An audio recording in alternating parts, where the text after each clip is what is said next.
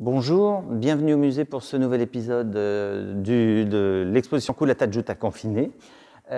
Ici, une œuvre de Sylvia Ken tout à fait importante, dans la mesure où elle associe cette vue d'oiseau territoriale que l'on a en général dans toutes ses peintures avec une vue du ciel, puisque la façon que les aborigènes avaient de se repérer dans l'espace, c'était évidemment d'avoir tout un vocabulaire de traces mémorisées sur le sol et des repères sur des milliers de kilomètres carrés, mais également évidemment les étoiles.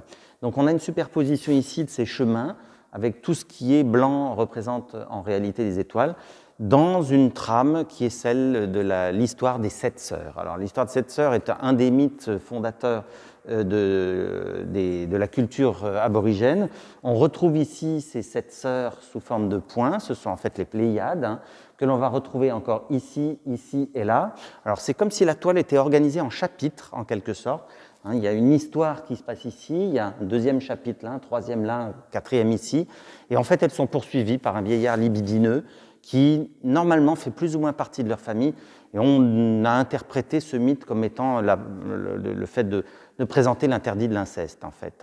Et donc elles passent leur temps à essayer de fuir, le vieillard essaye de les séduire sous toutes les formes possibles, et elles font tout un cycle, elles se déplacent dans ce désert australien pour essayer de lui échapper, se transformant en animaux, en végétaux, etc. etc.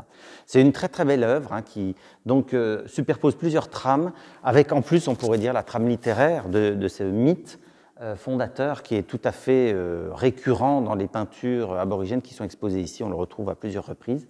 Et donc l'interprétation de Sylvia est tout à fait magistrale, c'est la seule qui utilise des tons violets comme ça et qui lui est tout à fait caractéristique. J'aime particulièrement cette peinture.